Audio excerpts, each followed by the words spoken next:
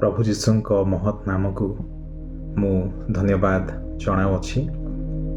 ଆଜି ଆମ୍ଭେମାନେ ଏକ ପ୍ରସଙ୍ଗ ଉପରେ ଆଲୋଚନା କରିବାକୁ ଯିବା। ତାହା ହେଉଛି ସମ୍ପର୍କ ବିନା ଧର୍ମକର୍ମ ସାଧନର ବିପଦ କ'ଣ ସବୁ ରହିଅଛି, ଏହି ବିଷୟକୁ ଆମେ ଆଲୋଚନା କରିବା। ସମ୍ପର୍କ ବିନା ଧର୍ମରେ ରହିବା ବା ଧର୍ମକର୍ମ ସାଧନ କରିବା, ଏହାର ବିପଦ କ'ଣ ସବୁ ରହିଅଛି, ଏହି ବିଷୟକୁ ଆମେ ଆଲୋଚନା କରିବା। ଆମ୍ଭେମାନେ ସର୍ବପ୍ରଥମେ ଜାଣିବା ଆବଶ୍ୟକ ଅଟେ ଯେ ରିଲିଜିୟସ୍ କ'ଣ ଏବଂ ରିଲେସନସିପ୍ କ'ଣ। ଧର୍ମ ବା ଧର୍ମଗତ କାର୍ଯ୍ୟ ସକଳ ଏବଂ ଅନ୍ୟ ପକ୍ଷରେ ଈଶ୍ୱରଙ୍କ ସହିତ ସମ୍ପର୍କ, ଏ ବିଷୟ ଆମେ ଜାଣିବା ଏକାନ୍ତ ଆବଶ୍ୟକ ଅଟେ। ପ୍ରିୟ ଈଶ୍ୱରଙ୍କ ଲୋକମାନେ, ଆମେ ଯେତେବେଳେ ଈଶ୍ୱରଙ୍କର ଅଟୁ, ଆମେ ତାହାଙ୍କଠାରେ ସମ୍ପର୍କକୁ ସ୍ଥାପନ କରିବା ଆବଶ୍ୟକ ଅଟେ। ଆଜି ଆମେ ଦେଖୁଅଛୁ ଅନେକ ସ୍ଥାନରେ, ଅନେକ ଖ୍ରୀଷ୍ଟୀୟ ସମାଜମାନଙ୍କରେ ଓନ୍ଲି ରିଲିଜିୟସ୍ ଆକ୍ଟିଭିଟିସ୍ ଗୁଡ଼ାକକୁ ଲୋକମାନେ ପ୍ରାଧାନ୍ୟ ଦିଅନ୍ତି।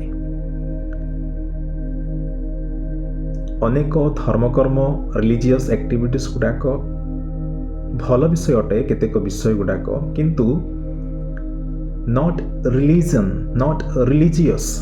ଆମକୁ ରିଲିଜିୟସ୍ ହେବାର ଆବଶ୍ୟକତା ସର୍ବପ୍ରଥମେ ଦରକାର ନୁହଁ। ଆମକୁ ସର୍ବପ୍ରଥମେ ଆବଶ୍ୟକ ହେଉଛି ଈଶ୍ୱରଙ୍କ ସହିତ ସମ୍ପର୍କତା, ରିଲେସନସିପ୍। ଅନେକ ଖ୍ରୀଷ୍ଟିଆନ ଲୋକମାନେ, ପରିବାର, ଅନେକ ବ୍ୟକ୍ତି ବିଶିଷ୍ଟ ଲୋକମାନେ ଅଛନ୍ତି ରିଲିଜିୟସ୍ ଆକ୍ଟିଭିଟିସ୍କୁ ଅଧିକ ପ୍ରାଧାନ୍ୟତା, ରୀତି ରିବାଜ, ବିଧି ବିଧାନ ଗୁଡ଼ାକ ଯାହା ରିଲିଜିୟସ୍ ଆକ୍ଟିଭିଟି ସହିତ ସମ୍ପୃକ୍ତ, ଏହି ସକଳ ବିଷୟକୁ ପ୍ରାଧାନ୍ୟତା ଦିଅନ୍ତି, କିନ୍ତୁ ଈଶ୍ୱରଙ୍କ ସହିତ ସମ୍ପର୍କତାକୁ ପ୍ରାଧାନ୍ୟତା ଦେଇନଥାନ୍ତି। ପ୍ରିୟ ଈଶ୍ୱରଙ୍କ ଲୋକମାନେ, ଯଦି ଆମେ ରିଲିଜିୟସ୍ ବିଷୟକୁ ପ୍ରାଧାନ୍ୟତା ଦେଉ ଆଉ ରିଲେସନସିପ୍କୁ ପ୍ରାଧାନ୍ୟତା ଯଦି ନ ଦେଉ, ତେବେ କ'ଣ ସବୁ ବିପଦ ରହିଅଛି, ସେହି ବିଷୟକୁ ଜାଣିବା ଆବଶ୍ୟକ ଅଟେ। ପ୍ରଥମ ବିଷୟ ହେଉଛି କପଟତା ସାକ୍ଷ୍ୟକୁ ନଷ୍ଟ କରିଥାଏ ବା ସାକ୍ଷ୍ୟ ନଷ୍ଟ ହୋଇଥାଏ କପଟତା ଦ୍ୱାରା, ଡିମେଜ୍ ହୋଇଥାଏ। ଆମ ଜୀବନରେ ସାକ୍ଷ୍ୟ ଅଛି। ଆମେ କେମିତି ଈଶ୍ୱରଙ୍କ ନିକଟକୁ ଆସିଲୁ, ତହିଁର ସାକ୍ଷ୍ୟ, ଟେଷ୍ଟିମନି। ଏହି ଟେଷ୍ଟିମନି ନଷ୍ଟ ହୋଇଯିବ, ଡିମେଜ୍ ହୋଇଯାଇପାରେ ଯଦି ଆମଠାରେ କପଟତା ଦେଖାଯାଉଛି। କପଟତା କହିଲେ ରିଲିଜିୟସ୍ ଆକ୍ଟିଭିଟିସ୍ କେବଳ କରି ଈଶ୍ୱରଙ୍କ ସହିତ ସମ୍ପର୍କ ଯଦି ଆମ୍ଭେ ନ ରଖୁ, ତାହା କପଟତା ଅଟେ। ଏହି କପଟତା ଯାହା ସାଧୁସୀ ଫାରୁସୀମାନେ ଅଭ୍ୟାସ କରୁଥିଲେ, ଆଉ ଈଶ୍ୱର ବା ଯୀଶୁଖ୍ରୀଷ୍ଟ ସେମାନଙ୍କୁ ଭର୍ଚ୍ଛନା କରିଅଛନ୍ତି, ସତର୍କ କରାଇଛନ୍ତି ମାଥିଓ ପୁସ୍ତକ 23ରେ। ସେମାନେ କପଟୀ ଅଟନ୍ତି। ତ ଈଶ୍ୱରଙ୍କ ସହିତ ଯଦି ଆମର ସମ୍ପର୍କତା ଘନିଷ୍ଠ ଉତ୍ତମ ଭାବରେ ନାହିଁ, ଯଦି ଆମେ ରିଲିଜିୟସ୍ ଆକ୍ଟିଭିଟିସ୍ରେ ସାମିଲ ହୋଇଅଛୁ, ତେବେ ତାହା ସମ୍ପୂର୍ଣ୍ଣ ଆମକୁ ଆମର ସାକ୍ଷ୍ୟକୁ ନଷ୍ଟ କରିଦେବ, ଆଉ ଧୀରେ ଧୀରେ ସତ୍ୟ ବିଶ୍ୱାସରୁ ବିମୁଖ ମଧ୍ୟ କରାଇ ଦେଇପାରେ। ପ୍ରକୃତ ବିଶ୍ୱାସରୁ, ଟ୍ରୁ ଫେଥରୁ ଏହା ଟର୍ନ ଆୱେ, ବିମୁଖ କରାଇ ଦେଇପାରେ। ତେଣୁ ଏହା ଏହି ପ୍ରକାର ଏକ ଡେଞ୍ଜରିୟସ୍ ଅଟେ। ମାଥିଓ ପୁସ୍ତକ 23 ଯାହା ମୁଁ କହୁଥିଲି, ଯୀଶୁଖ୍ରୀଷ୍ଟ ଅନେକଙ୍କୁ, ସାଧୁସୀମାନଙ୍କୁ, ଫାରୁସୀମାନଙ୍କୁ ସେ ପରାମର୍ଶ କରିଅଛନ୍ତି।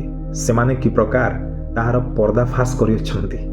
କପଟିମାନେ ସେମାନେ, ଉପରି ଭାଗରେ ଧର୍ମଗତ କାର୍ଯ୍ୟ ରିଲିଜିୟସ୍ ପ୍ରାକ୍ଟିସ୍, କିନ୍ତୁ ଅନ୍ତର ଦ୍ୱାରା ନୁହଁ। ଈଶ୍ୱରଙ୍କ ସହିତ ସେମାନଙ୍କର ସମ୍ପର୍କ ହିଁ ପ୍ରକୃତ ଭାବରେ ନଥିଲା। ଆମେମାନେ ସେଇ ପ୍ରକାର ନ ହଉ, ଏହା ଯୀଶୁଖ୍ରୀଷ୍ଟ ବା ଈଶ୍ୱର ଚାହାନ୍ତି ଆମ ଜୀବନରେ। ଏହା ଗୋଟିଏ ଏମିତି ଏକ ଡେଞ୍ଜର ବିଷୟ ଅଟେ ଯାହା ଇଟ୍ ଫେଲ୍ସ ଟୁ ଟ୍ରାନ୍ସଫର୍ମ, ଇଟ୍ ମେକ୍ସ ଆସ୍ ଟୁ ଫେଲ୍ ଟୁ ଟ୍ରାନ୍ସଫର୍ମ। ଆମ ଜୀବନକୁ ପରିବର୍ତ୍ତନ କରିବାରେ ବିଫଳ ହୋଇଥାଏ ଏଇ ରିଲିଜିୟସ୍ ଆକ୍ଟିଭିଟିସ୍ ବା ଧର୍ମ। ଅନେକ ରୀତି ରିବାଜ ଗୁଡ଼ାକ, ଅନେକ ପରମ୍ପରା ଗୁଡ଼ାକ ଏହା ଆମକୁ ପରିବର୍ତ୍ତନ କରାଇ ନଥାଏ। ଗସ୍ପେଲ ୱିଲ୍ ଟ୍ରାନ୍ସଫର ଆସ୍, ଦ୍ୟାଟ୍ ଇଜ୍ ଦ ଟ୍ରୁଥ୍।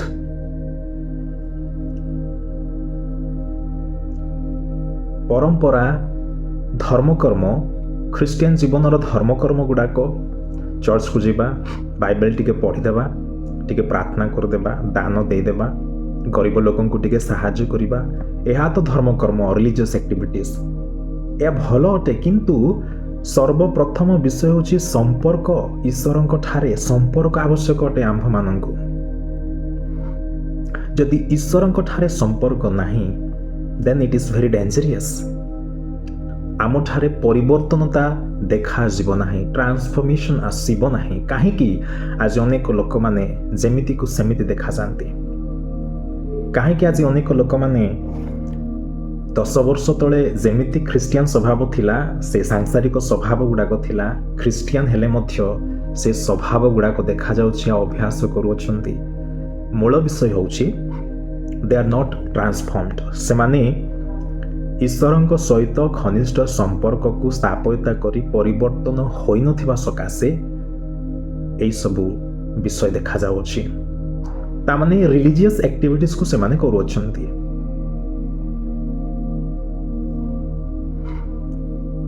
ନିୟମ କଲୋସିଆନ୍ସ ତାର 2:23 ଲେଖା ଅଛି, ତାର 23 ପଦରେ ଲେଖା ଅଛି, ଏହି ପ୍ରକାର ଶିକ୍ଷା ତ ସ୍ୱେଚ୍ଛା ଭଜନା, ନମ୍ରତା ଏବଂ ଶରୀର ପ୍ରତି କଠୋର ବ୍ୟବହାର ଦ୍ୱାରା ଜ୍ଞାନର ନାମ ପାଇଅଛି। କେଉଁ ବିଷୟ ଏହା? ଆମେ ଏହାକୁ କହିପାରିବା ରିଲିଜିୟସ୍ ଆକ୍ଟିଭିଟିସ୍ ଗୁଡ଼ାକ, ଯାହା ସ୍ୱେଚ୍ଛା ଭଜନା, ନମ୍ରତା ଏବଂ ଶରୀର ପ୍ରତି କଠୋର ବ୍ୟବହାର ଦ୍ୱାରା ଜ୍ଞାନର ନାମ ପାଇଅଛି, କିନ୍ତୁ ସେଥିରେ ସାର ନାହିଁ। ମାନେ ଇଂଲିଶ ୱାର୍ଡରେ rules appear wise but are powerless.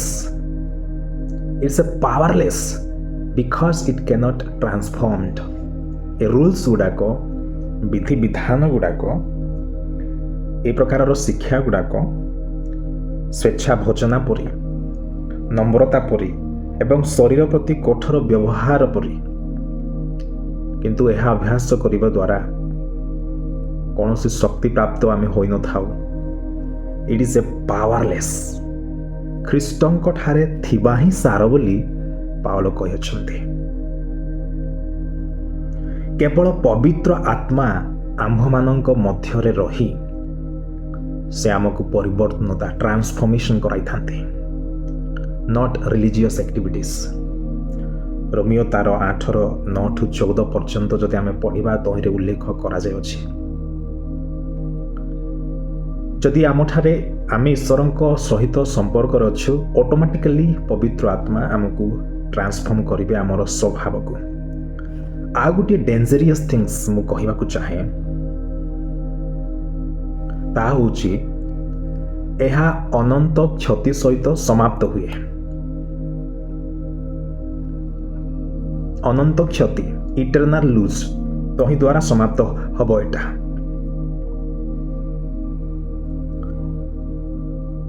Matthew ଲିଖିତ ସୁସମାଚାର ତାର 7:21-23 ଆମେ ଦେଖୁଅଛୁ, ଯାହା ଯୀଶୁ କହିଅଛନ୍ତି ପାର୍ବତ୍ୟ ଶିକ୍ଷାରେ। ଅନେକ ଲୋକ ଧର୍ମ କର୍ମ ସାଧନ କରିବେ, ମିନିଷ୍ଟ୍ରିରେ ଥାଇ ଆଶ୍ଚର୍ଯ୍ୟ କର୍ମ ମଧ୍ୟ କରିବେ, ରିଲିଜିୟସ୍ ଆକ୍ଟିଭିଟିସ୍ ଗୁଡ଼ାକ ପରଫର୍ମାନ୍ସ କରିବେ, କିନ୍ତୁ ସେମାନଙ୍କର ଇଟର୍ନିଟି କ'ଣ? ମାନେ they will lost eternity forever. ସେମାନେ ମାନେ ହଜି ଯାଇଥିବା ଲୋକ ପରି, they are lost, କ୍ଷତିଗ୍ରସ୍ତ, ନିଜକୁ ହରାଇଥିବା ଲୋକମାନେ ସେମାନେ। ଧର୍ମ କର୍ମ ସାଧନ କଲେ ଆମେ ନିଜକୁ ହରାଇବା। ଯଦି ସମ୍ପର୍କ ଆମେ ସ୍ଥାପନ କରୁଅଛୁ ତେବେ ଆମେ ଖୋଜି ପାଇପାରିବା ସଦୃଶ୍ୟ, ଅନନ୍ତ କାଳୀନ ବିଷୟମାନଙ୍କୁ ଖୋଜି ପାଇପାରିବା ସଦୃଶ୍ୟ। ଆଉ ଆମେ ଖ୍ରୀଷ୍ଟଙ୍କର ହୋଇପାରିବା, ଈଶ୍ୱରଙ୍କର ହୋଇପାରିବା। Many religious but lost forever. Many are religious. They are lost forever.